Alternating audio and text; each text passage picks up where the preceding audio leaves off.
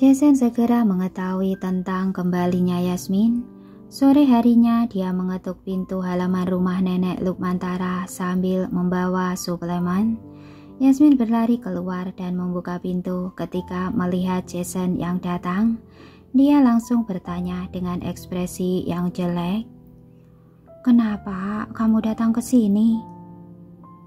"Aku tidak boleh datang," Jason bertanya sambil mengangkat alisnya. Saat Yasmin hendak mengatakan sesuatu, dia mendengar suara nenek di belakangnya. "Jason, kamu datang. Apa kamu sudah makan?"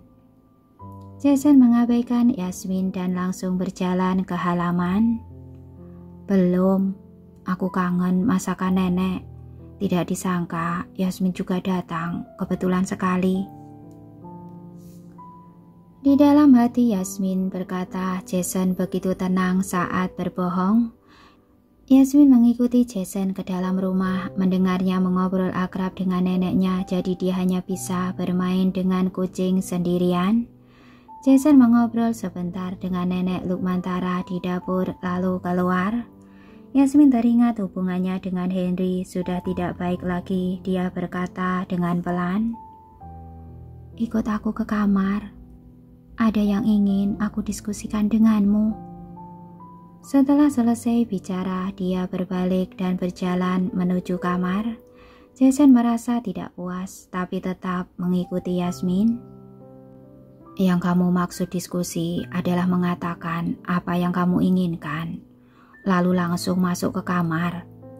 Begitu tiba di kamar tidur, Jason bertanya dengan ekspresi tidak senang di wajahnya. Yasmin sedikit malu, dia berdeham dan berkata,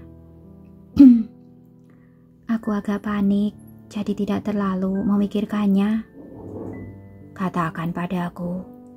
Jason berjalan ke kursi di samping dan duduk. "Aku ingin bertanya, apa kamu punya orang yang bisa kamu pinjamkan? Temanku itu ada sedikit urusan dan tidak bisa menemaniku setiap hari." Yasmin berencana untuk tidak kontak dengan Henry lagi. Tentu saja dia tidak akan terus membiarkan Lina antar jemput dia. "Caleb bisa melakukannya," kata Jason. "Kalau kamu merasa Caleb terus mengikutimu setiap saat membuatmu tidak nyaman, aku bisa membiarkan Caleb melakukan hal lain saat kamu sedang bekerja. Aku jamin tidak akan mengganggumu." Jason tahu mengapa Yasmin mencari orang lain.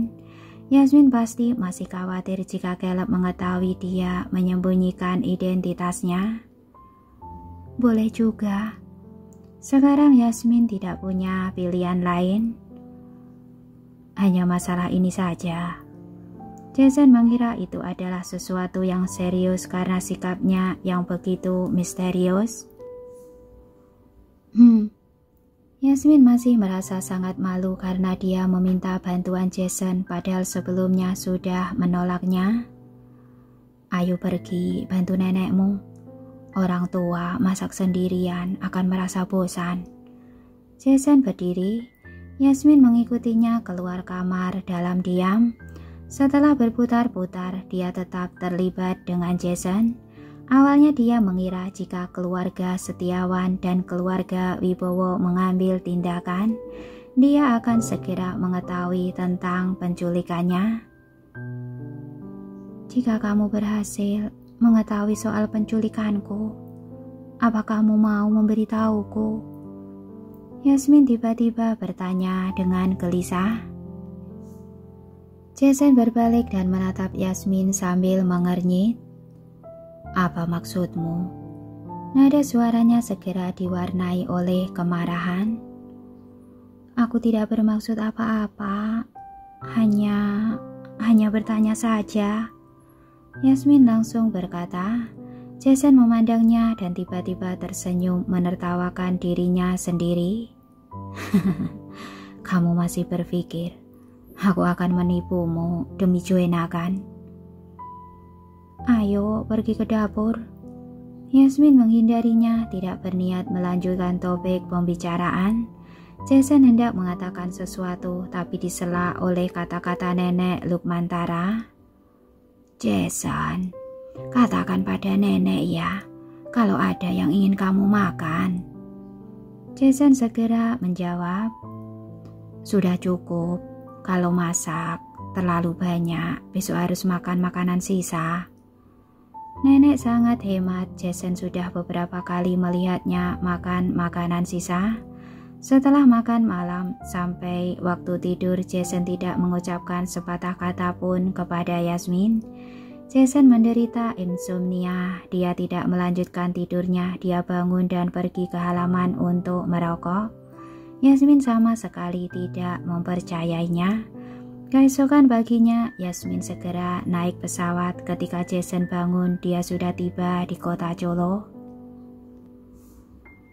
Di pagi hari, Yasmin memberitahu Lina tidak perlu lagi menjemputnya. Kemudian dia berkonsentrasi pada menyulam. Saat jam makan siang sudah dekat, Yasmin mendengar seseorang dari studio mengatakan Lina berselisih dengan pria yang menjaga pintu sepanjang pagi dan memintanya untuk pergi memeriksanya. Yasmin keluar dari halaman belakang. Dia mendengar suara Lina datang dari pintu. Aku sudah mengantarnya selama beberapa hari. Kalau ingin menyakitinya, aku pasti sudah menyakitinya sejak lama. Kenapa harus menunggu sampai sekarang? Maaf, dia sedang bekerja. Kamu tidak bisa masuk, kata Caleb tegas. Walaupun aku tidak kenal dengan dia, kamu juga tidak bisa melarangku. Ini adalah studio bordir dan bukan studio yang dimiliki orang yang mengirimmu ke sini. Minggir. Suara Lina terdengar kesal. Yasmin datang ke pintu dengan ekspresi tak berdaya di wajahnya. Dia menatap dua orang yang bertengkar di pintu dan berkata, sudah selesai bertengkarnya. Saat melihat Yasmin, Lina tampak sangat sedih. Yasmin, walaupun kamu mempunyai konflik dengan kakakku, kamu tidak bisa melampiaskan amarahmu padaku. Aku tidak marah padamu. Aku hanya tidak enak karena merepotkanmu setiap hari. Yasmin menjelaskan dengan suara hangat. Kenapa merasa tidak enak? Aku juga tidak mengeluh. Selain itu, aku hanya antar jemput kamu saja, tidak bekerja keras. Lina segera berkata. Yasmin menggelengkan kepalanya pelan. Tidak, Lina. Sejak awal, aku dan kakakmu tidak akrab. Aku hanya tamu biasa, tidak perlu sampai merepotkanmu. Mata Lina sedikit merah, dia mengambil satu langkah ke depan, tapi segera dihentikan oleh Caleb. Apa yang kamu lakukan? Lina tiba-tiba berteriak keras. Caleb berkata dengan wajah datar. Perkataan Nona Yasmin sangat jelas. Silahkan pergi. Yasmin, apa aku tidak bisa bicara berdua denganmu? Lina meneteskan air mata. Yasmin tahu betul Lina hanya ingin mengatakan tentang anak yang hilang di keluarga mereka. Sebenarnya Yasmin merasa kesal dengan topik ini. Tidak peduli apa alasan keluarga Setiawan kehilangan anak itu. Terus terang saja itu adalah kesalahan mereka sebagai orang dewasa. Terlebih lagi dia tidak pernah ada hubungannya dengan keluarga Setiawan. Mereka tanpa alasan datang untuk memberitahunya hal ini. Selain merasa kesal, tidak ada emosi lain yang dia rasakan. Masuklah. Tapi melihat ekspresi Lina yang sedih, Yasmin menyetujuinya. Caleb menarik kembali tangannya dan memberi jalan. Lina menangis kegirangan. Ketika mereka berdua masuk ke ruang tunggu, Yasmin langsung berkata, kalau kamu ingin mengatakan tentang anak keluarga Setiawan yang hilang, maka tidak perlu membicarakannya. Awalnya Lina ingin menunjukkan foto-foto padanya, tapi ketika mendengar kata-kata Yasmin, dia tidak tahu harus berkata apa. Keluarga Setiawan kehilangan anak, tidak ada hubungannya denganku. Selain itu kejadiannya sudah begitu lama. Tidak peduli anak itu sudah dewasa atau tidak ada di dunia ini lagi. Kalian tidak sepantasnya mengganggu orang yang tidak memiliki kehidupan yang baik. Yasmin memberi tahu Lina. Setelah beberapa saat Lina membuka mulutnya dan bertanya, "Bagaimana jika anak itu memang kamu?" "Tidak mungkin. Kakek dan nenekku sangat baik pada aku. Mungkin kamu tidak bisa memahaminya, tapi itu tidak masalah. Aku tidak ingin kamu memahami betapa baiknya dia padaku," kata Yasmin dengan tenang. Lina mengerutkan kening, dia tidak bisa menerimanya.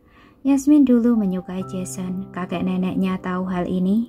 Jadi mereka pergi ke keluarga Gunawan untuk mengajukan pernikahan tanpa memikirkan kehormatan mereka. Jika dia bukan cucu mereka, mengapa mereka begitu baik padanya? "Aku mengerti," Lina berkata pelan. Tampaknya mustahil meyakinkan Yasmin. Dia bahkan curiga Yasmin tidak mau menerima kenyataan bahwa dia bukan cucu kandung nenek dan kakeknya. Setelah Lina pergi, Yasmin duduk di ruang tunggu sebentar lalu berjalan ke halaman belakang dengan suasana hati yang buruk. Setelah tinggal bersama kakek dan neneknya selama lebih dari 20 tahun, tiba-tiba ada orang yang muncul dan mengatakan dia bukan cucu kandung kakek dan neneknya. Dia sangat sulit menerimanya. Setelah pergi, Lina tidak pernah datang lagi. Ketika sulaman Yasmin selesai dan akan pergi ke pengrajin tua untuk meminta aksesoris, dia menerima telepon dari Luna. "Yasmin, habislah kita." Suara Luna sangat pelan di telepon dan dia tampak sangat gugup. "Ada apa?" Yasmin bertanya dengan bingung. Nada suara Luna sangat sungguh-sungguh. "Sekarang aku sedang melakukan siaran langsung dengan Natasha. Sekarang aku tidak tahu harus berbuat apa-apa." Mendengar ini, alis Yasmin langsung mengernyit. "Apa yang terjadi?" Luna berbisik. "Hari ini Natasha mengundangku bertemu dengan seseorang. Ternyata orang itu adalah pembawa acara. Di program ini mereka sudah memanggangku habis-habisan. Kamu lihat saja pencarian populer." Yasmin bergumam dan membuka Instagram. Dia segera melihat pencarian terpopuler ke-6. Luna menyangkal dirinya adalah Sunny. Insiden paling menarik akan terjadi. Yasmin memasuki pencarian terpopuler. Setelah melihat konten video, dia semakin mengerutkan kening. Bagaimana Natasha bisa melakukan ini? LM bekerja keras membantunya mendesain gaun karpet merah, tapi dia bekerja sama dengan tim program dan untuk menyerang LM. "Mengapa Natasha mengincar kita?" Yasmin bertanya dengan nada marah. "Aku tidak tahu. Untuk mencegah LM dicurigai, aku hanya bisa mengakui aku bukan Sunny. Yasmin, aku benar-benar minta maaf. Aku tidak bisa menyembunyikannya lagi." Luna sangat depresi dan menyalahkan diri sendiri. "Tidak apa-apa. Aku akan memikirkan jalan keluar," kata Yasmin. Dia melihat komentar di bawah pencarian panas. Tampaknya Luna mengakui dirinya bukan Sunny dan masalah ini berkembang ke arah yang tidak baik. "Ada orang yang datang. Aku tutup dulu teleponnya." Sebelum Yasmin dapat bicara, Luna sudah menutup telepon.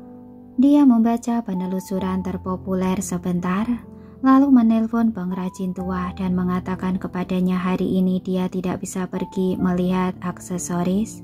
Kemudian dia langsung memesan tiket. Setelah keluar dari studio, Yasmin berkata kepada Caleb di sampingnya, "Aku akan pergi ke ibu kota. Aku sudah membeli tiket. Kalau kamu tidak bisa, kamu langsung pulang saja." Caleb mengikuti Yasmin. "Bukan masalah." Yasmin tidak mengatakan apa-apa lagi. Caleb memperhatikan bahwa ekspresinya sangat buruk, jadi tidak berani mengatakan apapun. Setelah naik pesawat, dia diam-diam mengirim pesan ke Jason. Pada saat ini, Jason juga melihat pencarian panas. Natasha membawa Luna di acara tersebut. Di program itu Luna kelabakan dan akhirnya harus mengakui dirinya bukan Sunny. Ini menyebabkan banyak netizen yang mendukung LM mulai memaki. Yasmin tiba di ibu kota. Dia menelpon Luna lagi, tapi Luna tidak menjawab. "Jangan khawatir, aku sudah datang." Luna segera membalas pesannya. "Oke, aku tidak bisa menjawab telepon. Natasha sudah tidak mempercayai studio kita. Aku sedang menjelaskan padanya." Yasmin bekerja sama dengan begitu banyak orang. Semuanya melakukan pembayaran setelah menerima barang. Sejak Natasha ingin bertemu sampai sekarang melakukan trik ini, Yasmin sudah merasa sangat tidak nyaman. Karena Caleb, Yasmin tidak dihalangi oleh staf tim program. Dia tidak memberitahu Natasha dan langsung masuk ke ruangan pribadi yang disiapkan Caleb untuknya. Dia ganti pakaian dan mengenakan riasan tipis. "Program mereka sudah dimulai lagi. Aku sudah melakukan kesepakatan dengan pembawa acara lain. Kalau kamu akan menunggu di belakang panggung, saat pembawa acara itu bicara, kamu akan tahu apa yang harus kamu lakukan." Caleb masuk dari luar dan menjelaskan pada Yasmin dengan hormat. "Baik, terima kasih." Ini pertama kalinya Caleb melihat Yasmin merias wajahnya dengan riasan begitu indah. Luna duduk di kursi tamu lagi. Dia sedikit gelisah. Meskipun Yasmin bilang sudah datang, tapi apa yang akan dilakukannya? Natasha duduk di sampingnya dan melihat sikap Luna yang tidak bisa tenang. Penampilannya yang sudah mendominasi dipenuhi dengan sedikit ketidakpuasan yang menindas. "Aku tidak bermaksud mempermalukanmu. Awalnya aku ingin memberimu kejutan. Tidak disangka kamu menipuku." "Maaf." Luna meminta maaf dengan suara rendah. "Tapi gaunmu memang dirancang oleh Sunny." Bagaimanapun Natasha adalah kliennya, dia hanya bisa menerima apapun yang dikatakannya. Awalnya program ini fokus pada penampilan Natasha di karpet merah, dan gaunnya juga merupakan bagian yang sangat penting. Luna datang dengan membawa ikat pinggang kayu yang dibeli oleh Yasmin. Siapa sangka begitu masuk ke program, ikat pinggang itu begitu mengejutkan semua orang. Namun ketika pembawa acara bertanya bagaimana cara mencocokkan pakaiannya, dia tidak bisa menjawab. Pada akhirnya dia tidak punya pilihan selain mengungkapkan di depan semua orang bahwa dia tidak tahu cara merancang dan juga secara langsung menyatakan dirinya bukan Sunny. "Sunny hanya bekerja sama dengan kalian kan?" Natasha tersenyum. Perselisihan keduanya di lokasi syuting tentu saja tak luput dari perhatian penonton di ruang siaran langsung. "Aku datang ke sini karena pencarian panas. Studio macam apa LM itu? Merancang gaun untuk Natasha, tapi sebenarnya mencari orang lain untuk melakukannya. Sekarang aku semakin ragu, apa Sunny benar-benar ada? Atau apa ini taktik pemasaran LM? Semacam gimmick bagi desainer berbakat untuk menghasilkan uang. Sebenarnya tidak ada orang ini." Aku rasa tebakan sebelumnya masuk akal. Bagaimanapun kita berada di era lalu lintas, ini adalah cara termudah untuk menjadi terkenal dan menghasilkan uang dengan menyiapkan orang untuk pemasaran. Apa Sunny benar-benar seorang desainer virtual? LM terlalu menjijikan.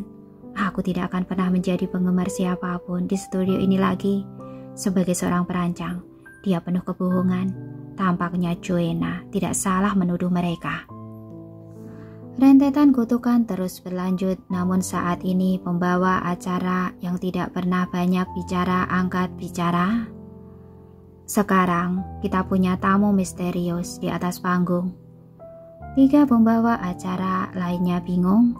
Netizen pun membahasnya di ruang siaran langsung. Berita tentang tamu misterius ini begitu mendadak. 3 pembawa acara lainnya sepertinya bahkan tidak tahu ada tamu ini. Berapa banyak kejutan yang mereka miliki.